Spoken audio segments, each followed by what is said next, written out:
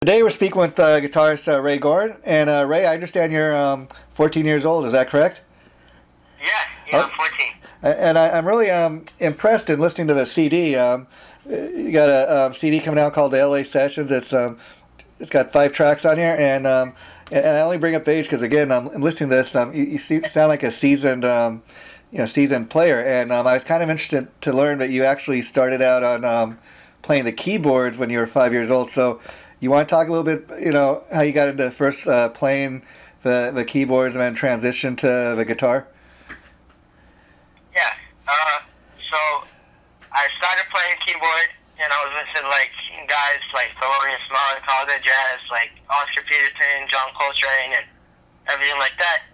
And looking for J.J. Johnson on YouTube, a famous trombone player, I accidentally hit BB, and I don't know why I clicked it, but I clicked it. Wow, yeah. Got to BB King, and it was BB King, Buddy Guy, Eric Clapton, Albert Collins, and Jeff Beck all on the same stage. And then after a long time of begging for my parents to get a guitar, they finally let me switch. And now I've also developed. After that, I'm not just listening to blues. I'm listening to R&B and rock and gospel and soul and a lot of other stuff too. And that's kind of interesting because again, like guys like BB King and that these are all players that look like they've been around for years. So, were these just players that you'd heard? Did your parents have any influence on this music, or how did you get into? No, I discovered jazz on the radio when I was really little. I was like, I like that. So, my dad was driving me to kindergarten actually, and then I heard some jazz on the radio, and I said, no, go back. We're looking through a station, or a certain station, and then we weren't looking for jazz, but we were scrolling through to get to the station that we were looking for, and then we heard jazz, and I was like, stop it right there. Yeah, and listening. That's how I got into jazz, but they didn't have any blues records or anything like that. Well, that's interesting because again, in listening to the CD here called the LA Sessions, coming out June 24th, got 5 tracks on here, and the songwriting is very strong. I mean, did you write all these songs on your own? Did you have any collaboration? No, I wrote all the songs by myself: lyrics, music, chords, melodies, everything. And do you think the fact that you start out as a piano player, but that's helped with your songwriting? I don't know. I just think music helps songwriting. I don't think if you know how to play like a piano, you'll become automatically a good songwriter. But I think just knowing music in general, you I guess listening to good songs, reading good words like John Mayer, Bob Dylan. Because I gotta tell you, I'm a guy typically that listens to hard rock and metal, but I've also always been the type of guy that somebody gives me a CD, I'll give it a fair listen, and I really love guys such as yourself that are really strong songwriting. I mean, the songwriting here, it's great storytelling, if you will. It's almost like if you know who like Rod Stewart or Elton John. I mean, it's songwriting is like that. You can put it on, and even the guitar playing. Again, you sound like a guy that's been playing for years. So I got to ask, the first song is "You Gotta Learn." What's the inspiration behind that song? When I write music, I get inspired by all sorts of things. So I kind of keep that as I guess you could say that "Gotta Learn" is. You'd rather have people. Yeah. I just kind of write my songs. I don't really I don't really I don't know how to explain it. I just kind of sit down and write. I guess what you're saying is you'd rather have people buy the record, and listen to the song, and kind of have their own interpretation of what each song means to them. Yeah, exactly. It's nice. Yeah, exactly. And when I sit down, I write the song, just kind of come to me. Sometimes they do, sometimes they don't. But yeah, and typically, do you start when you start writing a song? Does it usually start with a riff, or do you usually start with the lyrics? I never write songs. Usually, I don't really write songs based on riffs. So I write usually based on a few simple chords or complicated chords, and then I write a melody on top of it. But typically, and on lyrics. Typically, usually. But sometimes you get a hook stuck in your head, and then you write like that. It differs, but I don't rarely do I ever write with a riff. And typically, though, I would assume that the music comes first, and then after you got the music recorded, you start working on the lyrics. Yeah, I usually write like chords, and then a melody.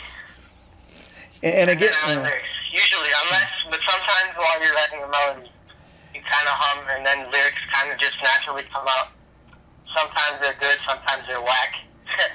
and then another thing that really interested me about you as a player in your CD is the fact that it was produced by the legendary Eddie Kramer. Of course, most people know he's done Led Zeppelin, Kiss, and Jimi Hendrix, the Stones, and these are again, more of like artists that are in the hard rock vein that don't really sound like you. So I got to ask, how did you first hook up with Mr. Kramer, and what was it like working with him?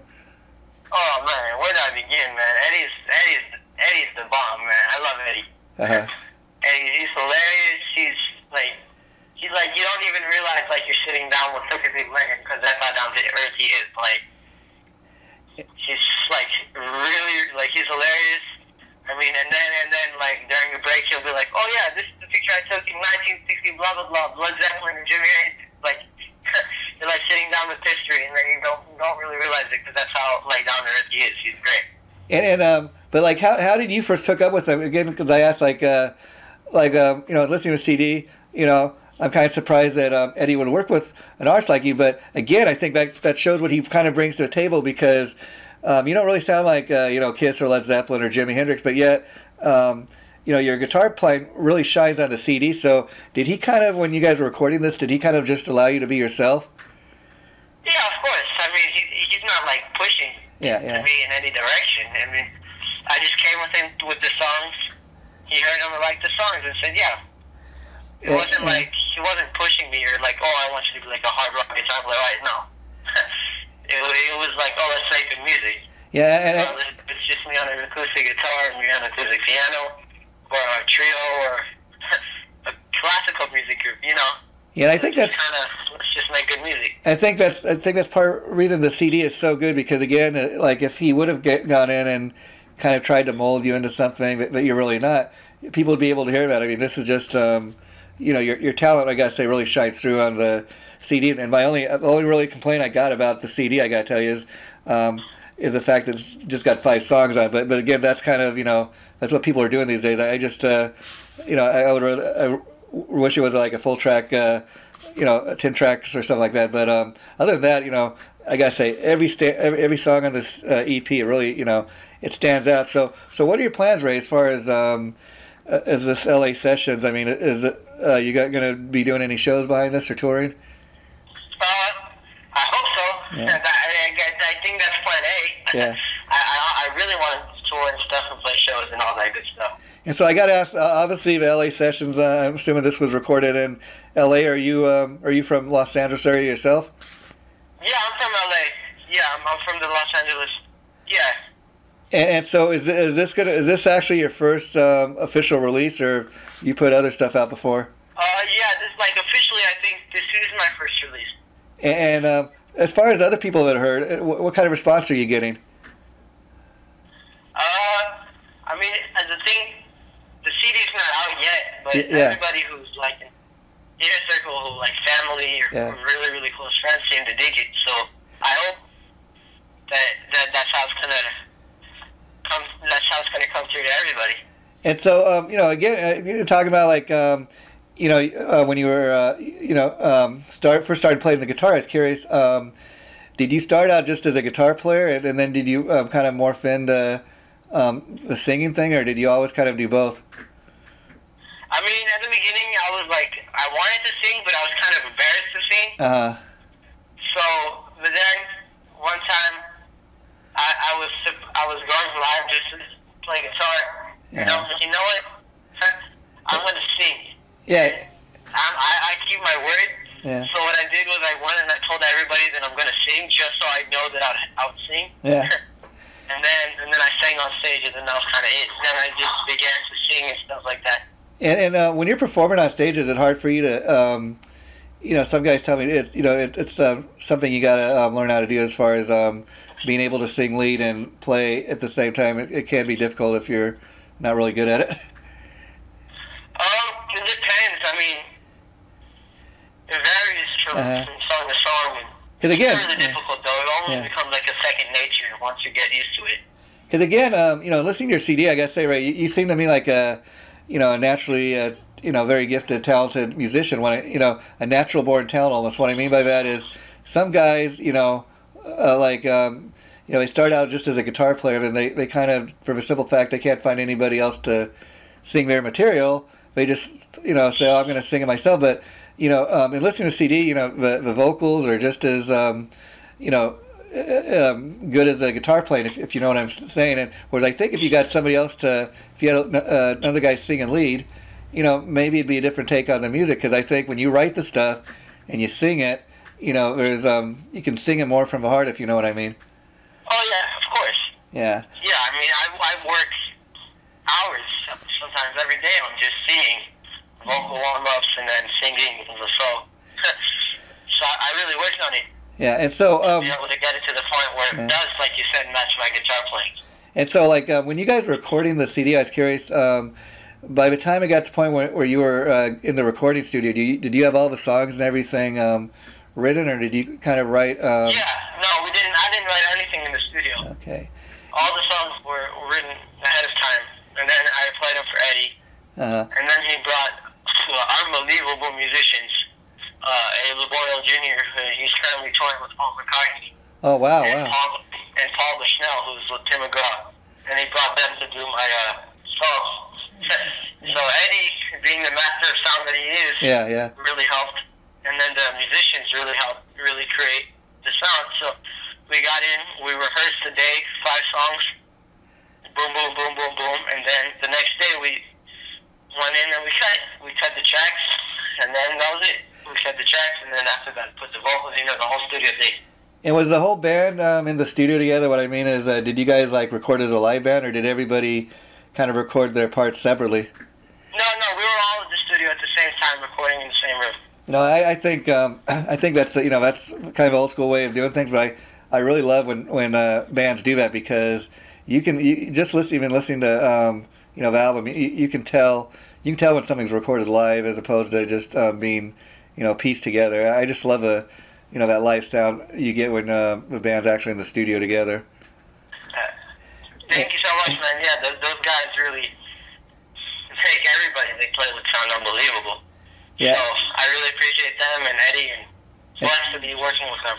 Yeah, and the guys, that you have in the band, that played on the album, are they going to be the same guys that you perform live with? No. Again, Avis was Paul McCartney and world tour, like you saw it on the Grammys, Yeah. So, and then Paul was with Tim McGraw. I wished, but it's not the case. I mean, but I do have an unbelievable band again now. So. Yeah. And it must be amazing, though, the fact that at 14 years old, you have the opportunity to play with a guy that that caliber of musicianship, that's toured the world and played with a guy like Paul McCartney. That just must blow your mind sometimes. Yeah, I'm blessed to be working with them. Yeah, and as far as these guys that are in the touring band, are these friends of yours that you've known for a few years, or just musicians you found? As far as what? Say that again? The guys that you'll be doing in the live band, are these guys that you've known for a few years, or just musicians you've come across over the years? Just musicians that I actually recently met. Oh, okay. Unbelievable musicians. Wow. So. Yeah. And so, what's your hope, in taking these tunes to the live stage? I mean, I imagine when you hit the stage, you're going to be rocking up a little more, as far as you're not going to be playing these songs note for note just like the record, or will you? Sorry, can you ask that one more time? I was curious. I was curious. When you do a live show and you perform these songs live, will you be playing them note for note just as they are on the record, or will you be kind of doing extended versions of that, if you will? Oh, of course we're going to be doing extended versions. Yeah, and I imagine being a guitar player, you'd be having some featured solos in that? Oh yeah, of course. Yeah, yeah. And so, I mean, I can't say every song because not every song is a pathway for a guitar solo. I mean, that's not the point of a song. But yeah. I do love playing the guitar, so whenever it fits, I'm gonna go off. I love it. And now, in the press release I got about your CD here, LA Sessions, I understand that that you also have another album that's going to be coming out soon. Can you talk a little bit about that? Yeah, I have another record coming out soon. That we're working on it right now. That's about it. And is more songs like in the same vein, or is it like other songs that you recorded during the same sessions, or is it totally different? No. That's a surprise. That's a surprise. Oh, okay. And can we expect any videos or anything for any of these songs? Have you thought that far ahead yet? We're working some stuff, yeah. And what's the greatest thing you've experienced so far, Ray? I mean, again, the young age of 14. I mean, did you ever think that you'd have a CD out like this and be getting this kind of attention? I mean, part of me knew it and part of me didn't know it, if you know what I'm saying. Yeah, and I got to ask, when Eddie Kramer, first got involved with you, did you have any idea who this guy was, or did you find out more about who he was after initial contact was made? No, I mean, of course, I knew who Eddie was. Yeah. And then, I was like, he's a legend. I mean, I knew who Eddie was. And then when he saw him play, I was like, oh wow, there's Eddie in the crowd.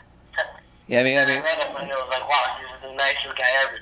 I mean, I'm a big fan of the Kiss records and Led Zeppelin stuff he did. He's just amazing, and I think like I said, honestly, I'm typically a guy who listens to hard rock and metal, but I put on your CD, and I'm just left in awe, because I mean, this is just incredible playing and songwriting. I mean, I think have any level of success in the music industry, you got to have a certain level of talent. You got to have songs, and you've got all that. So I really wish you luck with the CD and your career in the future, and hope that people really give this a fair listen, because they're in for quite a great surprise. Because it's I think right now, Ray, you may be one of the best kept secrets in the music industry, and I hope more people get a chance to hear this CD of LA Sessions, because I think a few years from now you'll be a lot more people will be talking about you, I hope.